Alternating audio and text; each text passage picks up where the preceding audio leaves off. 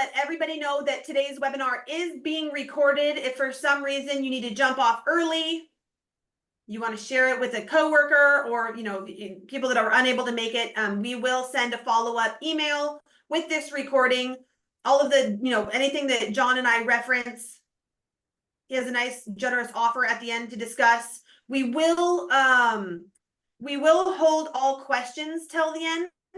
You're welcome to drop any questions that you have in the Q&A, and we will work through those at the end of our conversation, but I am going to hang on to those until the end. What am I forgetting, John? I don't think we'll just roll with it. I think that's, Okay, very good. Well, thank you again, everybody, for coming and hanging out with us today. My name is Kate Guillen. I am the founder of Simplicity Ops, and I am joined by my friend John Barron today. And John, thank you again so much for being generous with your time and joining us today. I will turn it over to you to get this thing going. Great. Thank you, Kate. And really, thanks to you and Courtney and all the folks at Simplicity Ops for making this available. So for the folks who are on the call, some of you I know are probably, regular followers of this webinar. Some of you are actually may be interested in learning about using systems in business, and some of you may have accidentally booted up your Zoom call and found yourself here.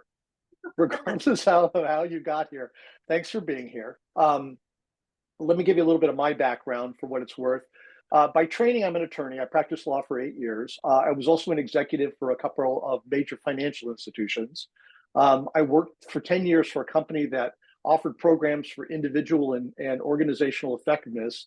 And then I opened my own company, Apollo Coaching and Consulting, about 12 years ago. And since then, I've been coaching entrepreneurs and Fortune 50 executives in a variety of things around business. So I first off, just appreciate your time and thanks for listening. And I'd like to say something a little bit about the way that you listen to this. I know the moment somebody gets up in front of the room or gets on a camera in a webinar these days, the tendency is to listen like, okay, well, what do you got? Let's see if you got anything I like, which is fine. It's fine. And it's a legitimate way to listen.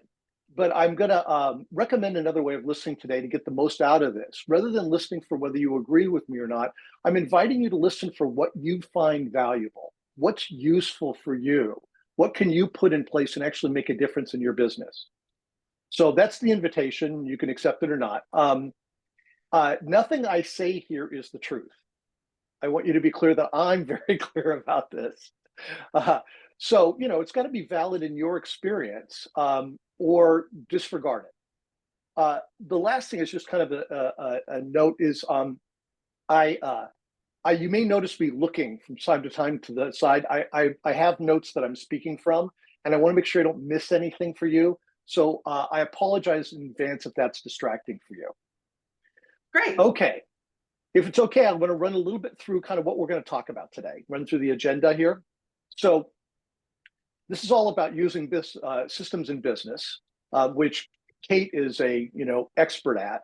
But I'm going to talk about a little bit about systemic thinking. Like what does it provide to think of things from a systems point of view? Talk about the value of using systems in your business, what they can provide for you. Talk about how to actually break down the systems that you currently have in place and are currently using. Go through the elements of what makes a complete system, and then finally talk briefly about what does it take to build a system for you. If you have to go about constructing one from scratch, what does that take? So that's what we're going to talk about today. And if that's appealing to you, stick around. My favorite thing to talk about. I can't wait. I bet. So the first thing is I'm going to talk about how you resolve breakdowns. And I'm using breakdowns in a particular way here. If you look up the dictionary definition of breakdown is a failure of a relationship or a system. It's a lot of what we relate to as problems, issues, maybe even disasters in your business, but simply something isn't working. In business, growth causes breakdowns. All of a sudden you have things that were working just fine, and suddenly they don't produce what they used to, which is a breakdown. And initially you might find that upsetting, but it is caused by growth. The only way to not have breakdowns in your systems is don't grow. And I suspect that most of the people on this call are interested in the growth of their business. So you will have breakdowns. You can have a lot of power with them if you give yourself grace while at the same time not tolerating things that don't work. So how do you resolve breakdowns? Well, one of the ways to deal with this is to embrace a particular shift in mindset. When we're pressed to produce results in business, the tendency is to view breakdowns situationally, like one-offs, like deal with them one at a time, which cures the symptom but not the cause. And this is understandable given the, a lot of us don't have a lot of time to deal with. I can't stop and build a system every time something goes wrong. But if you keep dealing with things as one-offs, you're going to have the same things recur over and over again. And you better invest a lot in Band-Aids if that's what you'll be doing. So if you start with the mindset that your breakdowns are systemic rather than situational, it will provide something for you in terms of your access in dealing with them.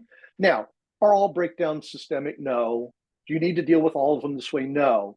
But it does give you an access to something if you're willing to actually engage in this. And the real benefit of it is it lets you cure the cause instead of simply just dealing with the system over and over again. Okay. So we're talking about the nature of systems in business. Okay. In every area of your business, I'd like you to consider that there's a system currently in place, whether you designed it or not. Now, many of the systems that you have in business, I'm going to suggest that you inherited them. They're legacies. You got them because you got educated in how to do them. You had a mentor or a colleague that designed them. You did some research and designed it. But most of the systems that we have in business got designed by somebody else. There are some you designed, I'm sure, but a lot of them are legacy. And most of the time when you insert a system, if it doesn't produce what you want, you can tweak it pretty quickly to get it to work for yourself. And you've done this over and over and over again. However, if the system you're using consistently fails to produce what you're looking for, no amount of tweaking will fix it. You need a new system.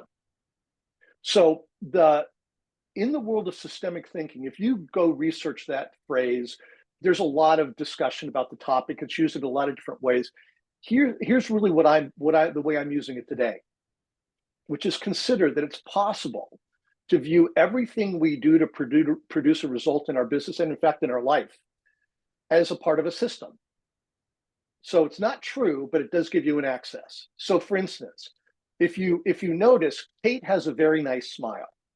Now, I'm commenting on her oral hygiene, not her attractiveness here. So I would suspect that Kate's got a system for brushing her teeth.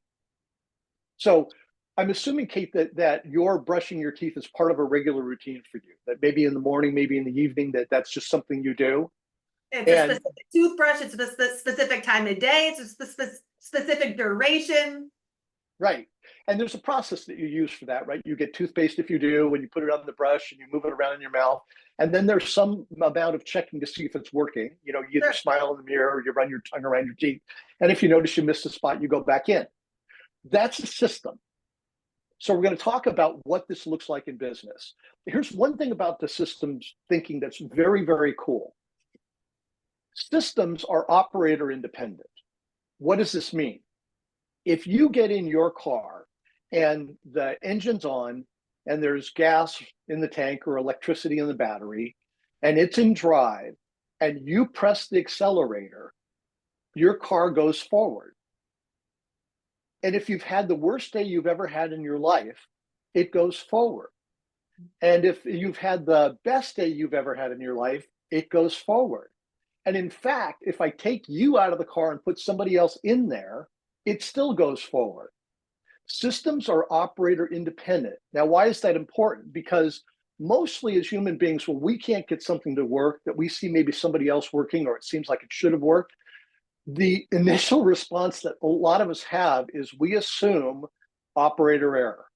Right. What's the matter with me? How come I can't get it to work? I don't have that chromosome. What's the deal? In systems thinking, it's never you. And when you blame yourself for something, two things happen. One is you end up with a really bad conversation about yourself that does nothing to resolve the issue. And even worse, you stop looking. You now know the cause. I'm a jerk. I'm the problem here. You stop actually looking. So in systems thinking, it's never personal. It's always the system. And that's the good news. And Okay. I'd argue you have to have like a level of humility to acknowledge that. At least I did. I learned that the hard way. You know, I thought that I was the only person on my team that could deliver on an engagement. And once I realized that that absolutely was not the case, people don't care that I solved their problem. They just want their problem solved. And when I, you know, built systems to empower someone else to do what I was doing, I was quickly humbled and figured out that it's not me, it's the system.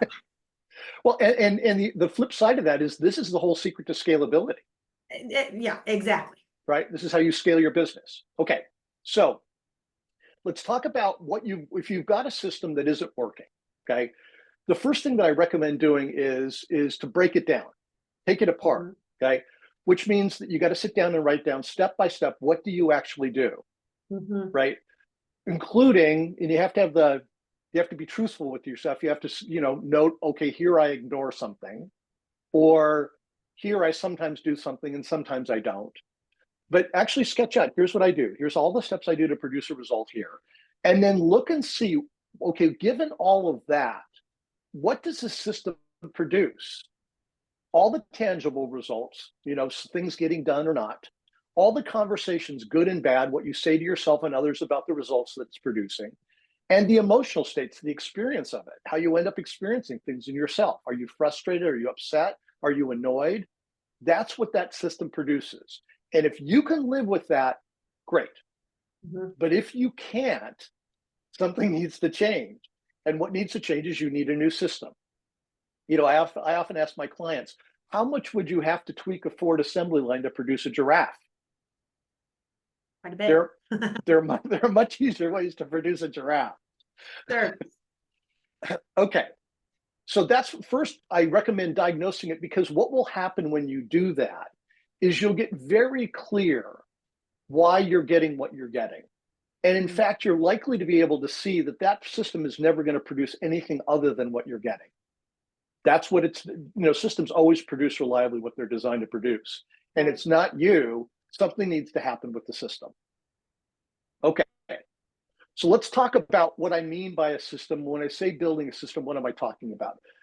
I use this term a little bit differently than a lot of folks do, because when they talk about a system, mostly what they mean is a process, a series of steps that you use to produce a result, a checklist for some series of actions. That is absolutely a component of a complete system, but it's not the whole enchilada. So a system starts with deciding what you want the outcome to be, because it's a lot easier to design something to produce the outcome you want than just throwing together what you've got. So you start with an outcome, a clear, specific outcome. Then the next step is you get a reliable trigger. The point of the trigger is it's going to cause you to use the system when it's time to use the system. By the way, I'm going to go through each of these elements in detail. So I'm going to go through this very quickly as kind of a 30,000 foot view now, and then I'll go back into them. So reliable trigger, then an effective process, a series of action steps that's designed to deliver the result you want. These first two elements are all about producing an intended outcome when you need it. The third element, and this is the part that is often missing for folks and why their systems don't consistently produce what they want, reporting. Data presented to you in a way that lets you quickly determine two things. Is the process being used? Trigger. And is the process producing what I want? Process. Fourth, inspection. Right. And this is where you get to take, I know for most business people, part of their job almost always, if you're a business owner or an executive, involves some amount of investigative process. Your way of finding out what happened in your business is you got to go ask people. The part that this is now designed to take the investigation out of it. So inspection, reviewing the report that gets produced to answer those questions on a periodic basis, and then finally follow up. And this is a process for getting answers to the questions that come out of the report inspection that you cannot answer from the report data. If you get all five of those things in place, like the brushing of your teeth, you will have a system that reliably produces what you want. Okay, I said I was going to go into those in detail, and let me do that now. So, by the way, those elements, there's going to be a handout that's going to come from the folks at Kate's shop that goes through those. So if I went through those too quickly for you, I understand and I apologize for that. I wanted to get through them so we can actually talk about them in detail, but there will be a handout that will come with each of those listed. So first thing, intended outcome. Start with a specific outcome you want, design the system to deliver on that outcome. You got to be really clear about what you want the system to produce. And in working with business owners and executives, it always surprises me how few times things like, I'd like it to be easy, I'd like it to be effective, I'd like it to work in our culture. Those things are part of the outcome. And you got to be really specific about what you want. I had a client once who designed a system. He said, I want to produce more revenue in my business this year than last. I said, great, awesome. You should definitely do that. At the end of the year, I said, how'd it go? He said, it failed. I said, what happened? He said, I got $3 more. To which, of course, I responded, it worked. You got more revenue. You may want to be more specific about that next time. Okay, reliable trigger. This is something that causes you to use the process when it's time to use the process. And you have to create something that's enough of an interruption in what normally happens in your business so that you'll actually get out your checklist or whatever makes up your process and use it. Just know that whatever you design as a reliable trigger will have a shelf life, most likely. At some point, it'll become wallpaper, and you or the people who work for you will say, nah, just you know what to do. Just go ahead and do it. Okay. So then it should trigger the process, and the process should have all the necessary actions, including any appropriate contingencies necessary to if I could talk English, this would probably be more effective. Required to produce the result you want. Processes only get validated in their use, so you should treat this as organic. Unless somebody like Kate is bringing a process into you that she's vetted, used, tested, and knows that it works, when you invent a system for yourself, your process is likely going to need some adjustment, but you won't notice that until you use it. I always say that it's such a valid point to bring up that you kind of mentioned this at the beginning. You've got to give yourself a little bit of grace. Know that it's not going to be butter the first time you use it. You know, you have to give yourself a little bit of grace and know that there's going to be some refining as you put it into action. I'm pleased that you brought that up. Yeah, it's a really critical part. This whole process requires a fair amount of grace because it's not normally how people go about dealing with breakdowns. So you're putting in something new. You know, anytime you're trying something new, you know, I swear, most of us as adults have got so little patience for our inability to not get something right the first time that you just know that if they were in charge of, you know, if you've ever watched a baby learn how to walk, you know, they fall in their fanny 8,000 times before they take their first step. If you put an adult person in charge of that, it'd be 3 times and no, give me a wheelchair. I'm not a walker. Sorry, I'm just not one of those people who walks.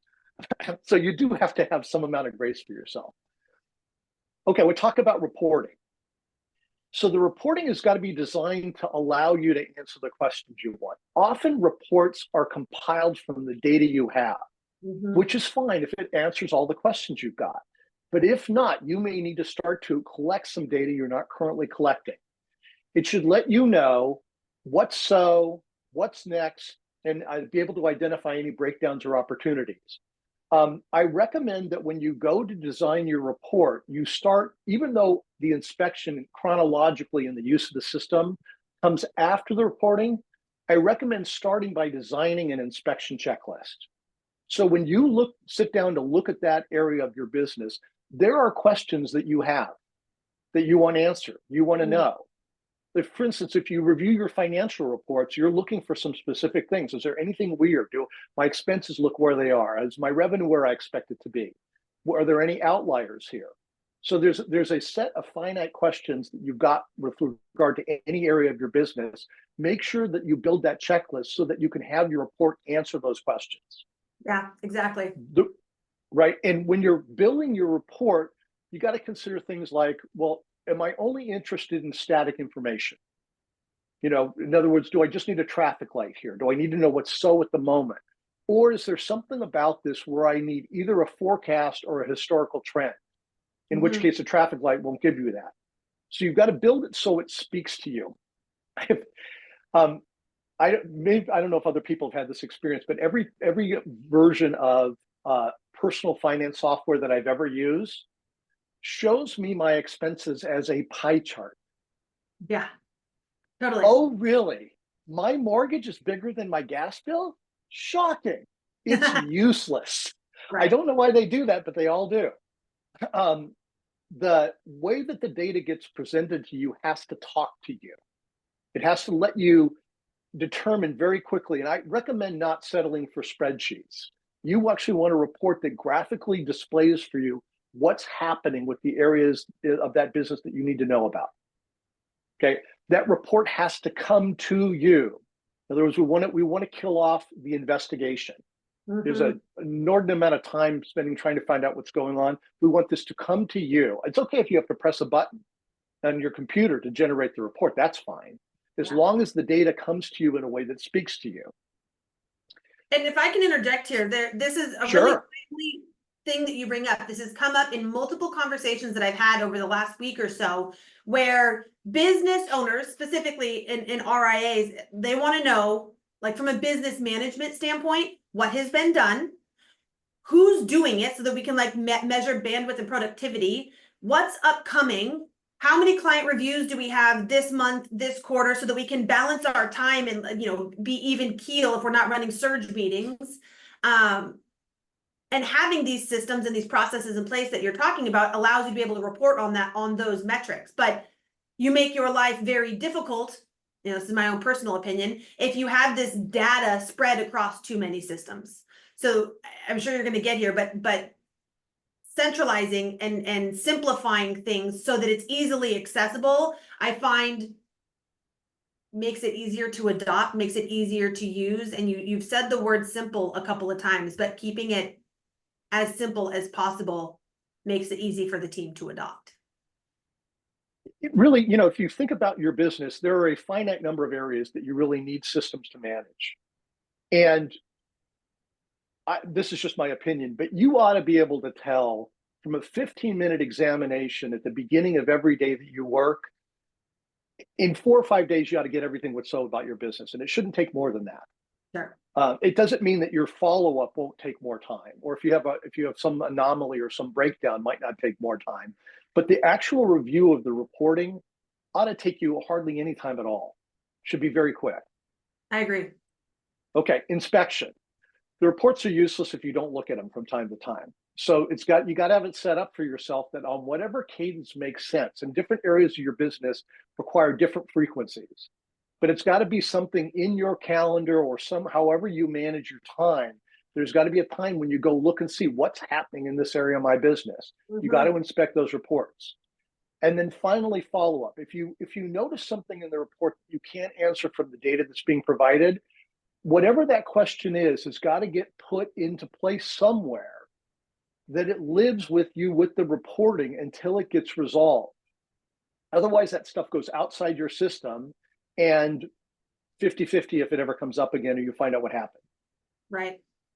If you put all 5 of those things in place, you have a complete system that will actually just run that aspect of your business forever until you grow and outgrow the system and have a breakdown and have to start over.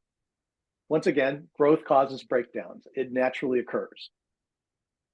So that's the basic kind of building blocks of building a system and putting them in. Can you talk a little bit about how your what you do reflects those 5 elements? Totally. Well, it's first, you know, identifying friction points. You know, where can we solve some of the friction, these breakdowns like you're talking about with systems, right? And so we like to systematize things that are super repeatable.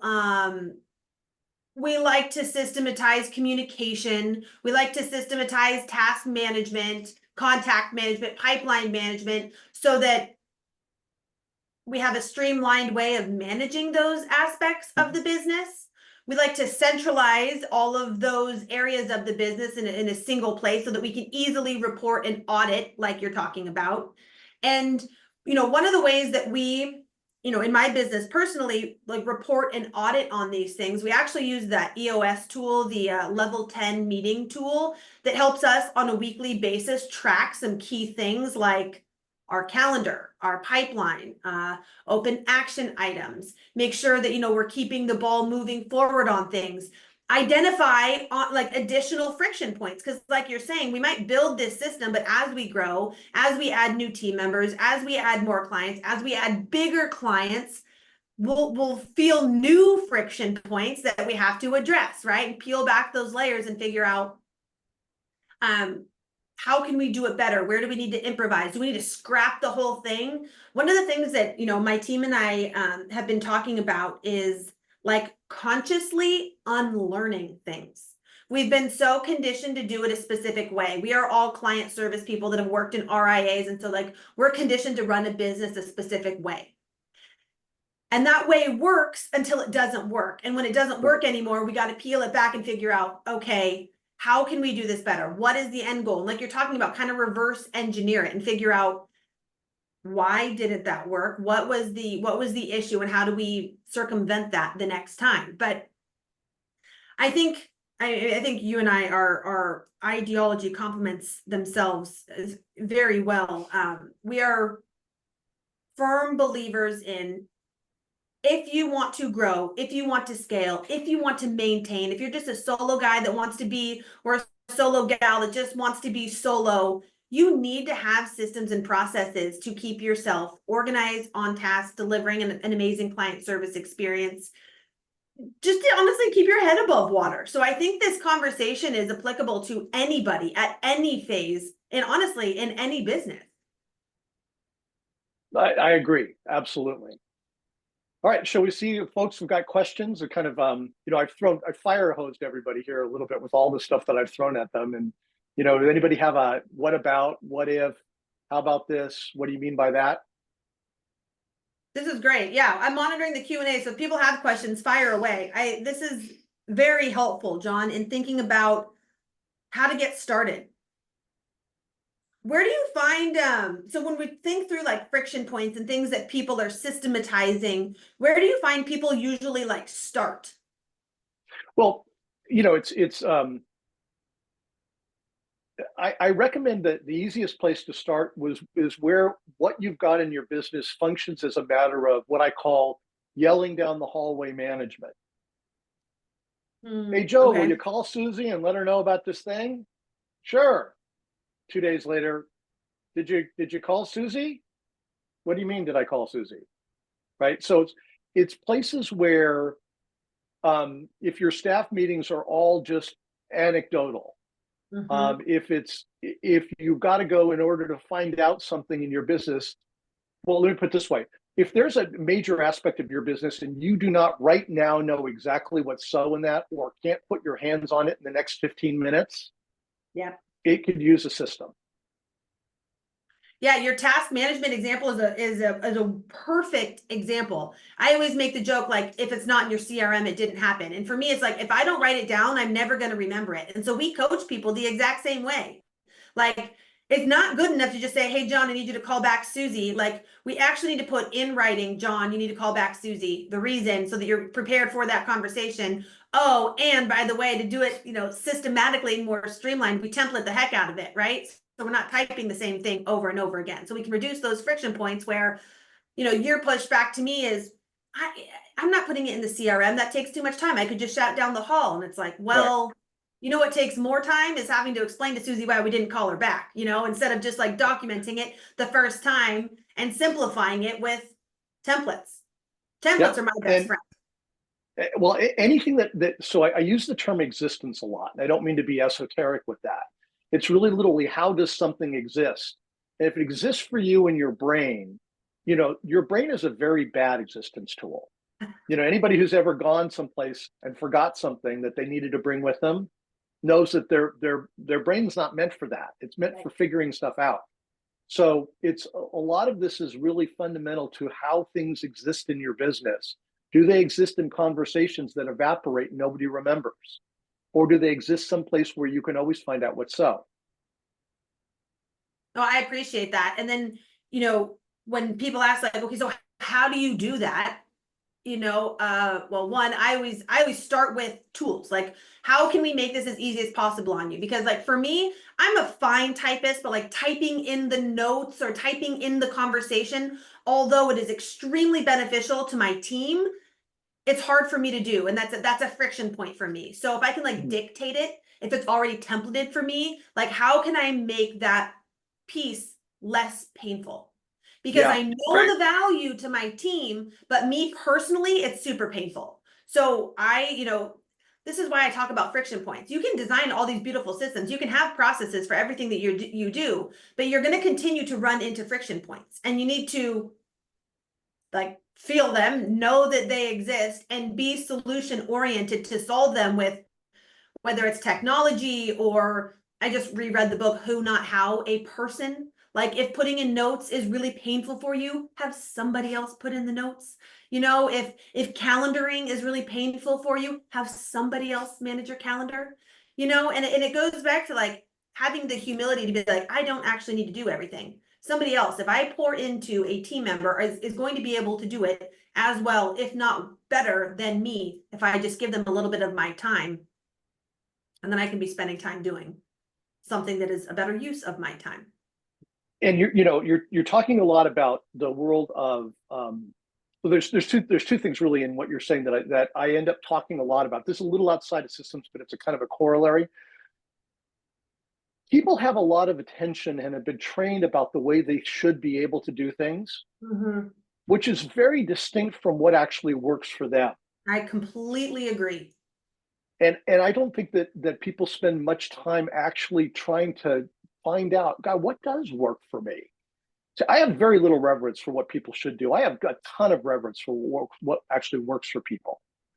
So Right. You know what works for you. We can't be expected to know how other people operate. I'm so glad you bring this up, because I feel like so many times I talk to advisors or other business owners, they're like, okay, teach me how you do it. Like, how did you do it?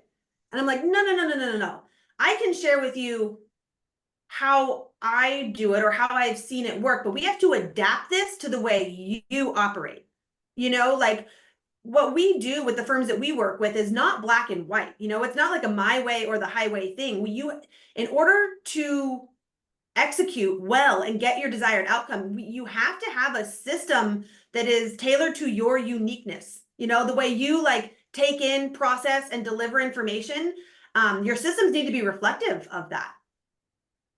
Absolutely. And that is a world of difference. And if you just got interested in 10 minutes for what actually works for you, you discover some things. The other thing about what you said, which was really great, is that I'm going to assert that you and I live in a cowboy culture. And what do I mean by that? Well, what do people think they ought to be reliable for? The answer is everything. They think they ought to be reliable for everything. And nobody is reliable for everything.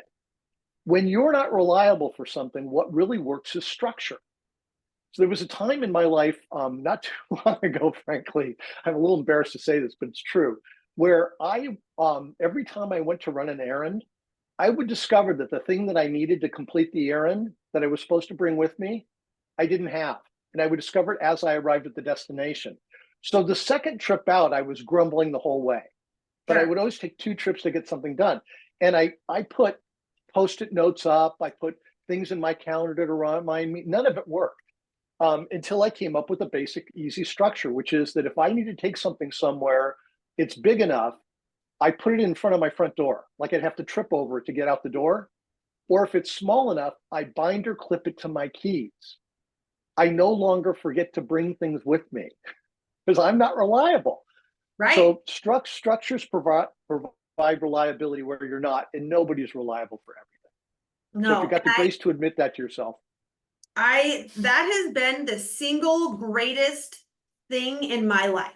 When I gave up having to be everything to everybody, when I gave up having to be perfect, my life became infinitely easier. And I have surrounded myself with team members on my team that that are, I don't even know how to say this, that are better at my weaknesses, that are more organized than me, that are more tech savvy than me, that are more, patient than me, that are more, and so we have this like well-rounded team because I quickly figured out that it's a who, not how thing. It's, I can't possibly be responsible for every aspect of the business.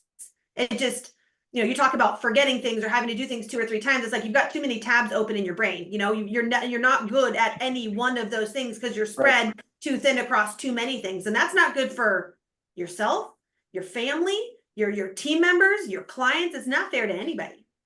Yeah, people don't get your best unless you're organized around what works best for you. And the way that I solved that is with systems and processes and organizing, brain dumping, all the things that I thought were, specific to me, all the things that I thought that I could only do, I dumped them into templates, email templates, workflows, and built out a system to deliver on that like dream outcome, but I plugged other people into it, so I was no longer responsible for doing everything. Brilliant. And let me tell you, the result of that, I've never worked less or made more money or had more time, freedom, happiness, joy, been a better mom, better wife, better daughter, better sister. The trickle down effect is amazing. And the pushback that I get there, that I imagine some people are feeling right now, is, how did you find the time to do it? Like, I don't have time to do it. I don't have time to do it. And my pushback to you is, if I had time, I started this business in 2020. I had 2 babies, bought a house. Okay. Like, if I have time to do it, you have time to do it. And you have to think of it as like short-term pain for long-term gain. Right. It is worth all of the weight in the world to spend a couple extra minutes documenting the process so that your future self knows exactly how to execute, so that you can pass it off to somebody else to let somebody else execute, right? So it's the whole, I don't have time to do it, is not a valid argument to me. If this is really a priority for you, you'll find the time. And like a lot of things, if for the folks who are financial advisors, there was, if they've got their CFP, for instance, it was an investment, right? Huge. They invested the time and energy in something in order to get a return. And these kind of systems that we're talking about building are, for sure, it does take time, but they're an investment in your future and the workability of your future. Right. Exactly. It's I mean, with the people that you work with and the people that I work with, I had a post-engagement client conversation, like after like 6 weeks after we wrap an engagement, I like to check in and say, like, how's it going? We're not meeting with you ongoing anymore. I would like to see how you're, doing it yourself. And he's like, well, I'm getting better sleep. I've been able to coach my kids' sports, like things like, I'm like, okay, I'm looking for like return on investment. It's like, okay, well, we've grown our AUM, we've doubled AUM in 2 years. Like, all that stuff is good, but I've never thought about the internal stuff, like he's like, I finally get to be my kid's baseball coach.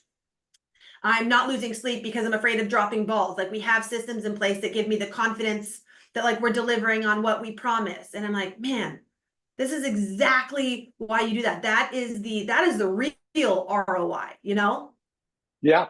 And look at, the truth is, if you're run ragged, nobody gets your best. No. They just don't. And No. it's, there's a legal term called the fiduciary, which is very familiar to the folks on this call. If you're a fiduciary for your client, what if you were a fiduciary for everybody else's experience of working around you, being around you, enjoying your company? Like, you actually entrusted with something that made you have to invest your time and energy to deliver your very best self. And is that the right thing to do? I don't know if it's the right thing to do, but it's worth trying, at least in my opinion. Yeah, I have found it to be pretty true. I told you that I'm on been going through this journey of like, working on myself, being the best version of myself. And I have found that by doing that, I'm better for everybody else in my life. But the only way that I've been able to do that is by taking some time and some space for myself.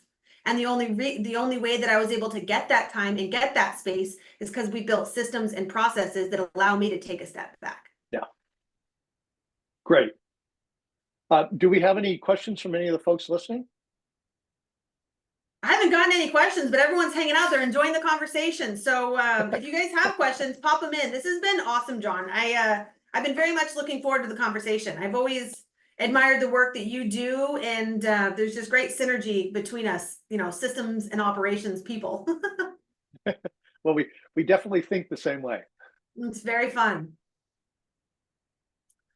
Well, I'm not going to hold anybody hostage. If there's not questions, we can wrap. We will send the recording out to everybody with oh, the offer. John, did you want to talk about that?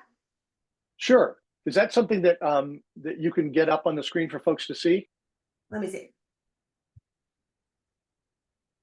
So first off, for everybody listening, thank you. I do really value your time and energy and attention, and I appreciate your generosity in listening to our conversation.